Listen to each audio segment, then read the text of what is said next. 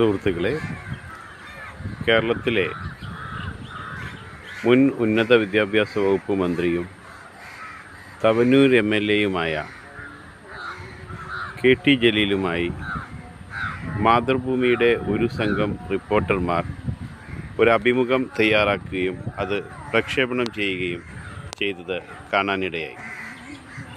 അതിൽ ബഹുമാനപ്പെട്ട നമ്മുടെ ജനപ്രതിനിധി ഒരു മാലാഖയാകാൻ ശ്രമിക്കുന്നത് പോലെ എനിക്ക് തോന്നി.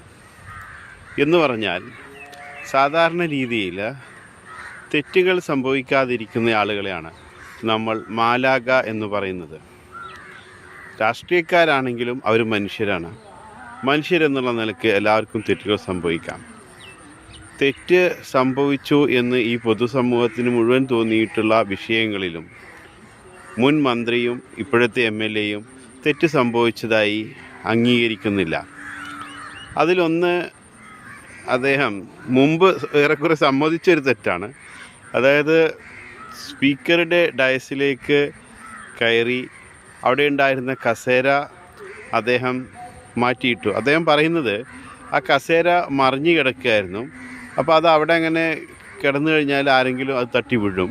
അപ്പോൾ അതൊന്ന് ഉയർത്തി അദ്ദേഹം ഒരു മൂലയിലേക്ക് നീക്കുകയാണ് ചെയ്തത്. അങ്ങനെ അദ്ദേഹം ചെയ്തതെല്ലാം സതുദ്ദേശത്തോടു കൂടിയായിരുന്നു. തെറ്റൊന്നും അദ്ദേഹം ചെയ്തിട്ടില്ല എന്നാണ് അദ്ദേഹം പറയാൻ ശ്രമിക്കുന്നത്.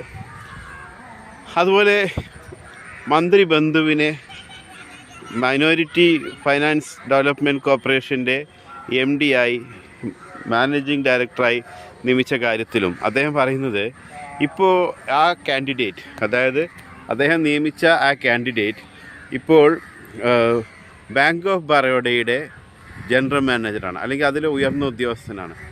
അതെങ്ങനെയാണ് ഈ പ്രശ്നത്തിനൊരു മറുപടിയാവുക? ഞാൻ മനസ്സിലാക്കുന്നത്, ആ ഒരു മൈനോറിറ്റി ഫൈനാൻസ് ഡെവലപ്മെൻറ്റ് കോർപ്പറേഷനിലേക്ക് ഡെപ്യൂട്ടേഷനിലൂടെ നിയമനം നേടാൻ ശ്രമിച്ചവരുടെ കൂട്ടത്തിൽ സഹീർ കാലടി എന്ന് പറയുന്ന ഒരാളും ഉണ്ടായിരുന്നു. അപ്പോൾ സർവീസിലിരിക്കുന്ന ഒരാളെന്ന നിലയ്ക്ക് അയാൾക്ക് ആ നിയമനം ലഭിക്കാതിരുന്നപ്പോൾ അയാൾക്ക് അനുഭവപ്പെട്ട അനീതിയെക്കുറിച്ച് തുടക്കത്തിൽ അദ്ദേഹം സംസാരിക്കാൻ തയ്യാറായിരുന്നില്ല. പിന്നീട് ആ കാലഘട്ടത്തിൽ ഞാൻ എൻ്റെ ഓർമ്മയിൽ കേട്ടിട്ടുള്ളത്, ഈ സഹീർ കാലടി ആ വിഷയത്തിൽ പ്രതികരിച്ചത് കൊണ്ട് അയാൾക്കെതിരെ ഒത്തിരി നടപടികൾ സർക്കാരിൻ്റെ ഭാഗത്തു നിന്നും